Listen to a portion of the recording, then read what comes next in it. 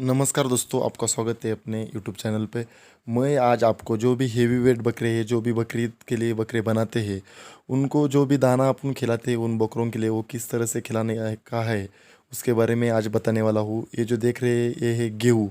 आप मतलब बकरों के लिए हेवी वेट बनाने के लिए बहुत सारे टाइप के दाने खिला सकते हैं। गेहूँ हो गया, चना हो गया और बहुत सारे के सोयाबीन वगैरह बहुत कुछ खिला सकते हैं। लेकिन वो किस तरह से खिलाने का है तो वो मैं बताता हूँ।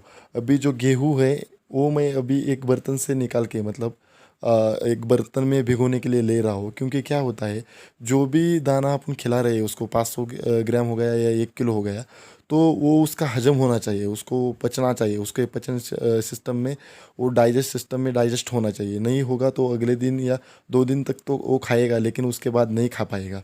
इसलिए उसको किस तरह से खिलाना क्या है वो मैं अभी बताता हूँ। ये जो बर्तन में अभी मैंने एक कल के लिए दाना लिया है बकरे के लिए खिलाने के लिए, उसको किस तरह से खिलाने का है वो मैं अभी आपको बताता हूँ। इसके अंदर मैं अभी पानी डालूंगा, मतलब इस बर्तन के अंदर। दूसरे बर्तन में भी ऑलरेडी मैंने एक दाना उसको पानी के बर्तन में डाल के रखा है। अभी मैं गेहूँ डाल के रखता हूँ पानी के अंदर। इस बर्तन के अंदर मैं पानी डालूंगा और इसको अभी सुबह का टाइम चल रहा, तो कल सुबह मुझे इसको खिलाने का है, तो मैं इसको शाम तक इसको पानी के अंदर भिगा के रखूँगा और शाम को इसके अंदर का पानी निकाल के उसको कॉटन के कपड़े में बांध के रखूँगा। ओके, तो ये क्यों करने का है अपने को, क्योंकि जो भी कोई भी दाना हो, मकई हो, गेहूँ हो, चना हो, सोयाबीन हो, कोई भी फैट का मटेरियल हो, या अपना मूंगफली का जो बोलते हुए वो दाना हो, कोई भी दाना हो, तो उसका जो ऊपर का लेयर होता है वो हार्ड होता है।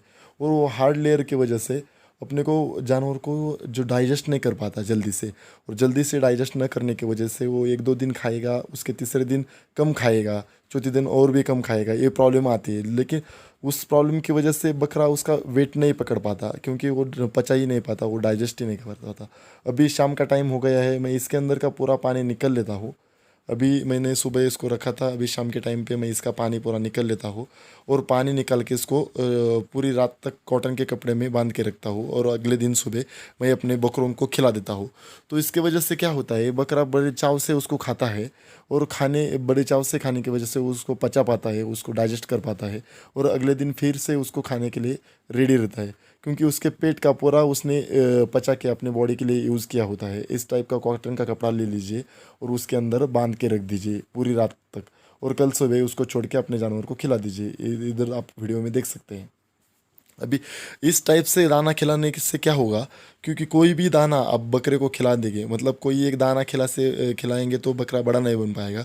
उसको 2 दिन गेहूँ खिलाए, 2 दिन चना खिलाए, अगले 2 दिन में मकई खिलाए, अगले 2 दिन फिर उसको सोयाबीन खिलाए, या कोई भी हाई प्रोटीन हाई फैट का मटेरियल खिला दीजिए। क्योंकि उसके बॉडी के ग्रोथ के लिए प्रोटीन और फैट की बहुत ज़रूरत होती है, जैसे कार्बोहाइड्रेट्स और अपना फाइबर परसेंटेज की, कैलोरी रिसोर्सेज की जैसी ज़रूरत होती है, उस तरह प्रोटीन और कार्बोहाइड्रेट्स और फैट की भी ज़रूरत है।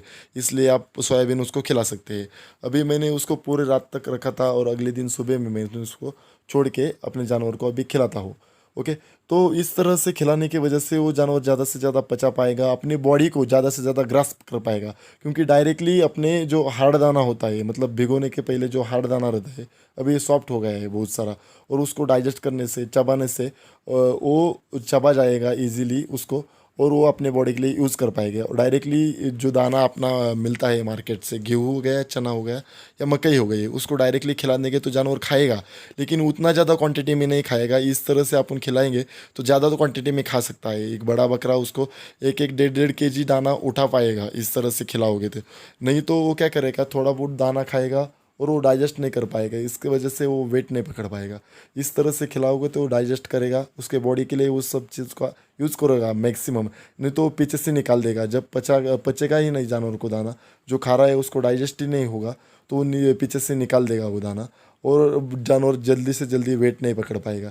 इसलिए जो भी बकरीद के लिए बकरे बना रहे हैं, जिनको भी बड़े बकरे बनाने के हैं, वो इस तरह से दाना एक दिन भिगो के रखिए, एक दिन 12 घंटे, और 12 घंटे कॉटन के कपड़े के अंदर बांध के रखिए, और अगले दिन उसको खिला दीजिए।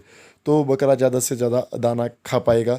और एक ही सेम टाइप का खुराक मत खिलाइए उसको, 2-3 दिन में चेंज करिए। मतलब अगले 2 दिन गेहूँ खिलाए तो अगले 2 दिन मकई खिलाए, अगले 2 दिन जौ खिलाए, उसके अगले 2 दिन सोयाबीन खिलाए। इस तरह से चेंज करते रहिए, बाजरा खिलाए। क्योंकि क्या होता है, जानवर के बॉडी के लिए अलग अलग कंटेंट की ज़रूरत होती है ग्रोथ करने के लिए।